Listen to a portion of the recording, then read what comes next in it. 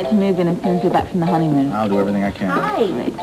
Hello. Hi. What's going on here? Duke and Anna brought some house papers for me to look at. Oh, well, congratulations. Why, thank you. Yeah. You don't foresee any problems now, do you?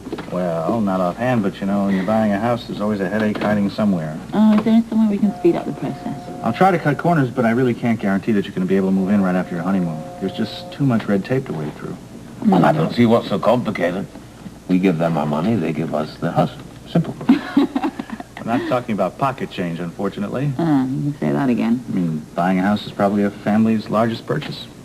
We're not exactly negotiating an arms deal now.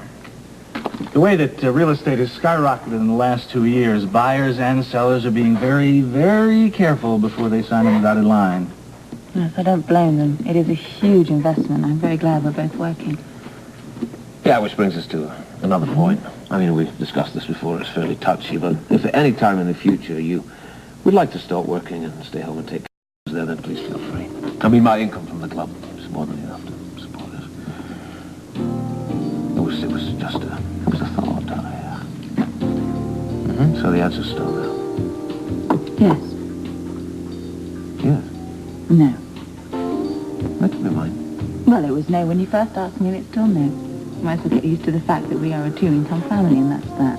Oh, well, if that's the way it's going to be, as soon as Robin's old enough and I'll send her out to work, you two can support me, I'll stay home. It should look nice in an apron. Maybe. Beats me a detective, obviously. I mean, why try to take care of other people's problems when you can't take care of your own?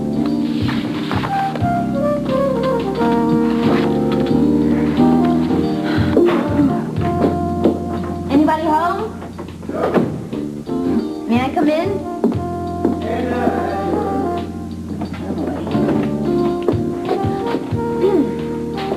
Who says we need better security around here? Not a hard day at the office? It's a dog-eat-dog world in here. What's eating you? What you got? Something happened. Yeah. Terrible tragedy. What? My best fighter plane got caught in some turbulence over the filing cabinet and crashed into my favorite martini mixer. Ooh, things are tough all over. Yeah. Shall I continue to pry, or are you going to tell me what happened? Well, how do you feel about some advice? Giving it or getting it? Taking a spot from a dear and very precious old friend of mine. Ah, well, I would welcome that with open arms. Well, that's what I'm about to do. Who's the dear friend? Ruby. What's the advice? To breathe fresh air. Can't argue with that.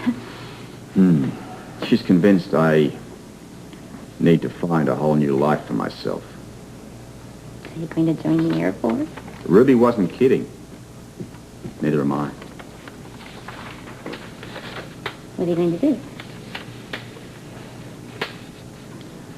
Something I should have done a long time ago.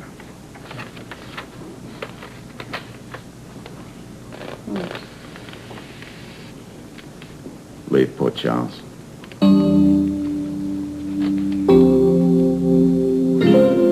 I'm upstairs. Those papers are downstairs. I'll go down there and call you from there. I'll call you in a minute. Right.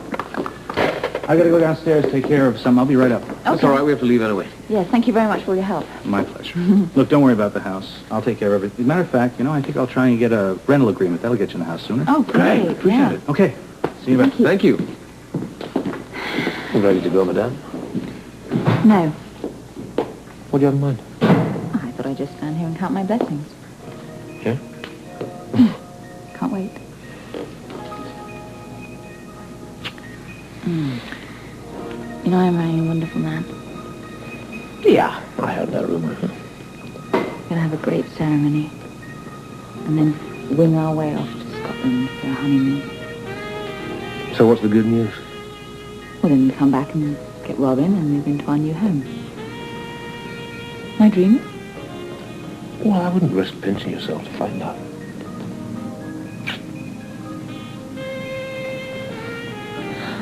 I'm supposed to be at dress fitting. Oh, no, I wanted to drop some papers off. I can't go to the office now. I'll do it. I'll drop them for you. Would you? Yeah. It's going to cost you. Oh, how much? Another kiss.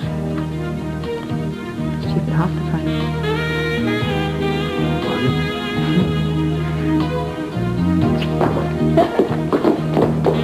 Yes, Mrs. Hobson, I'll check Mr. Scorpio's schedule just as soon as I hang up, but right now he's very busy.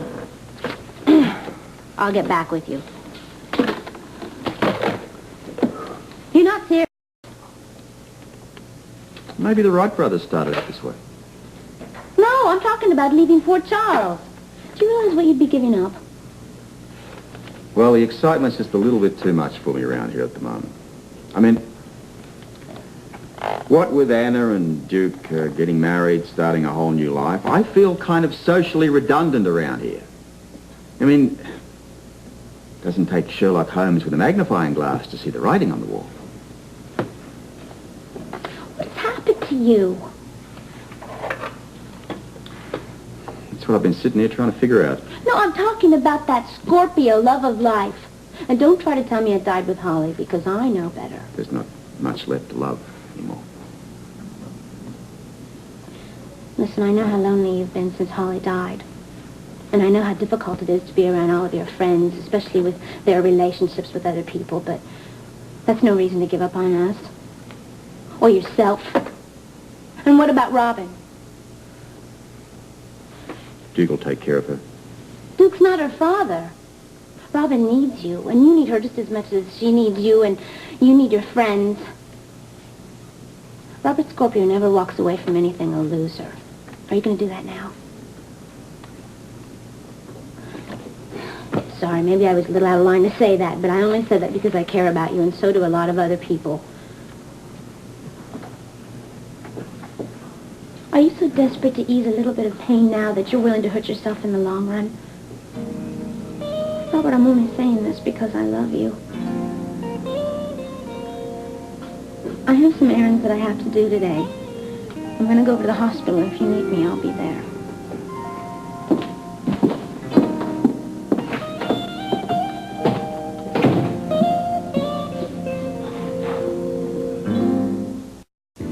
Congratulations. I really mean it. I think it's wonderful you and Anna buying a house. Man, you make it sound as exciting as doing your laundry. I'm truly very happy for the both of you, and, well, not just a little bit envious.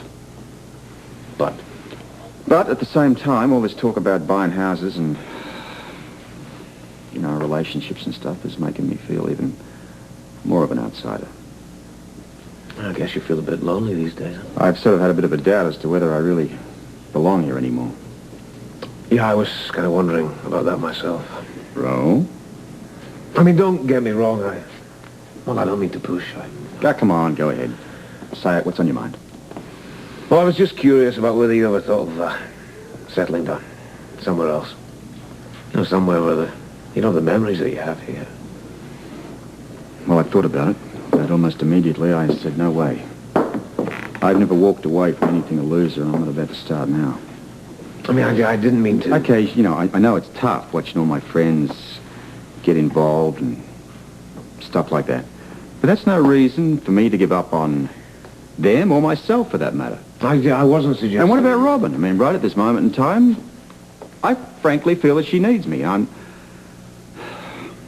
not so desperate to ease my own pain that I'd be willing to seriously hurt myself in the long run. I agree. I'm sorry if it sounded as if I was trying to drive you out of town. I didn't mean it that way. I'm sorry. And you know, well, I know nothing would make Anna and Robin happier than for you to stick around. Good. Because my mind's made up. Oh, I'm glad to hear it. You must have given us a great deal of thought. That's certainly one hell of a speech you just gave. I was very, very impressed. Well, it wasn't mine. It was Felicia's. What? Well, she sort of read me the riot act, and I really wasn't entirely made up in my own mind until I heard myself parroting it back. Well, you certainly convinced me. I just don't know how I would have gotten through the last few months if it hadn't been for Felicia. She's always there to listen, throw in a 25.5 cents worth. You know what I mean, like this morning? Yeah, she's a good girl. Frisco's certainly very lucky. Yeah. I just hope that Felicia knows how much I appreciate what she's done. Well, I can think of one way you could show your gratitude. How? Why don't you take her out for dinner? Why don't you join Anne and me? Now, there's a good idea. Glad to hear that. I'll go give her a call. Right, and I'll see if I can reach Alicia at the hospital.